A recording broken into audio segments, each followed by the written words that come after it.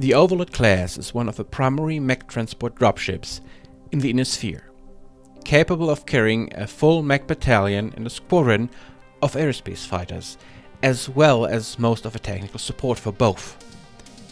This vessel has proven its worth as a dedicated combat transport. Because of its versatility, the dropship is among the most respected vessels in the inner sphere. Usually kept out of combat to minimize the risk to lose one of these expensive ships, they often serve when grounded as dedicated command stations and resupply bases for longer campaigns. These highly valued ships started to become scarce in the late succession wars, but rediscovered technology and refits have continued to keep them in service. The vessel's egg-shaped hull messes just under 10,000 tons, making it one of the largest combat ships in use today.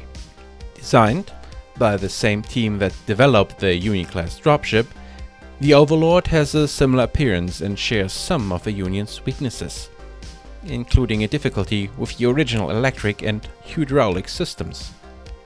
Unlike the Union, however, this problem extends to the massive mech base as well.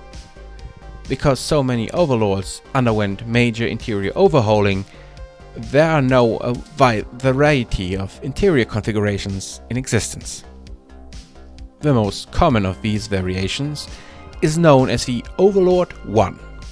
The 1 refers to the fact that the ship is equipped with a single, immense mech bay, a tall, cylindrical section with a large central support column running through the middle. This build of Overlord class can accommodate 36 mechs, 50 tons of cargo, and 6 fighters. Providing extra hull support are 3 sets of support spokes radiating out from the central column. Besides giving structural support, the central column also houses the main power and control cabling, coolant lines, circulation ducts, a pair of personal lifts, a small cargo elevator, and an accessway leading down to the engineer section and up through the command section. The personal lifts have a stop at each set of spokes. From these, mech warriors can access their battle mechs via catwalks mounted atop the support spokes. The 36 battle mech cubicles are set into the interior walls of this bay. 6 large, high-speed cargo elevators facilitate loading and unloading of these machines. Also located inside the bay, near the top, are 6 aerospace fighter cubicles. A pair of large ceiling-mounted cranes move these fighters, and mechs, if needed, to and from these bays. When carrying extra cargo, such as ground vehicles and equipment, the mech bay doors become extremely crowded unless some of the cargo is placed inside empty mech cubicles. This lack of cargo storage area usually means that if troops or extra units are needed, a troop carrier will likely accompany the Overlord. The command section of a ship is located above the mech bay section. Compared to the open space of the mech bay, this area is quite cramped.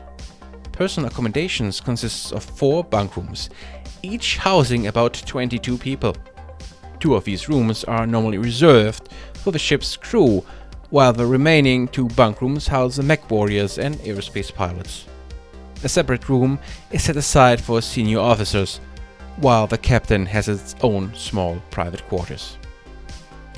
The ship is well armed, carrying a total of 6 PBCs, 6 AC-5s, a pair of autocannons 20s, 3 LRAM 20s launchers, 12 medium lasers, 6 large lasers, and a standard 32-ton supply of ammunition.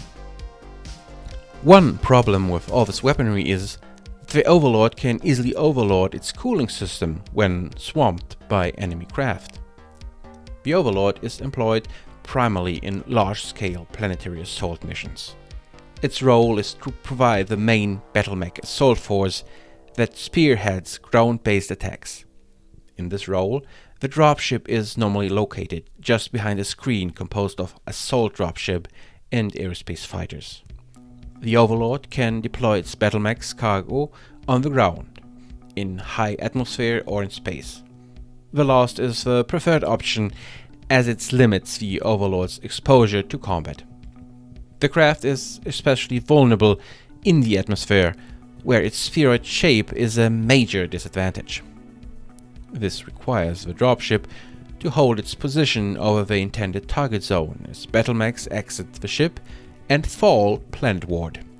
This procedure can be dangerous to both the dropship and the mech if there is too much enemy aerospace fighters or combat dropship activity in the area.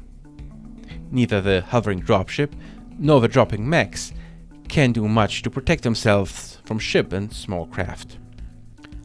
When a secure landing zone can be maintained, however, Overlords often land to reduce the risk to their battlemech cargo.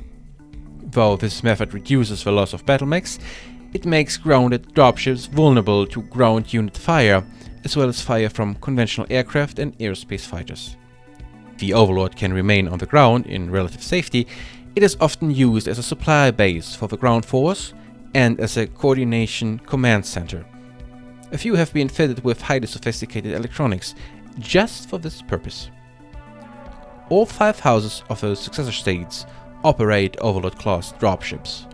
Because of a vessel's relatively high price and maintenance cost, mercenary units and other private concerns operate only a handful. Variants. Observers estimate that over 1,900 individual Overlords exist. The number of variants of the Overlord class is too numerous to list. While they were customized extensively prior to the fall of the original Star League, the later modifications to remaining units were primarily due to the inability to repair or replace damaged and lost equipment. However, mission-specific modifications also remain common. For example, the Running Fox, House Davian's flagship, was modified to be more luxurious and act as a command post for when the Thirst Prince is on campaign. The Overlord 2, a common variant of the Overlord class. The Overlord 2 replaces the lower 2 Mech decks with garages for a company of vehicles. So it carries 24 mechs instead of 36, plus a company of vehicles. The Command Overlord, another variant that reduces the mech complement by 4 mechs and uses the additional space for command and control facilities.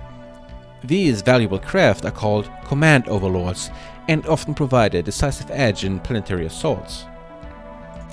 Overlord Upgrade. Starting in 3056, the Shipyard Company, which also produced the new Claymore design, has begun refitting existing Overlords with new technology, such as advanced weapon systems. The most radical upgrade involves the vessel's nose, where the 4 autocannons, 2 lasers and 2 PPCs have been replaced with a pair of ER PPCs and a trio of Gauss rifles, while adding Artemis 4 FCS to the missile launchers. This modification simultaneously reduces the Overlord's total number of systems and greatly improves the craft's long-range firepower. The energy weapons mounted in the original design, side and aft bays, have been replaced with either pulse or extended range systems for greater accuracy and range as well. Further, minor reinforcements were done to the ship's structure. Unfortunately, many of these new weapons generate large amounts of heat. The design of the original Overlord also precludes the enhancement of a coolant system. Consequently, Schippel's refitted Overlord boasts considerable firepower, but is unable to use it effectively.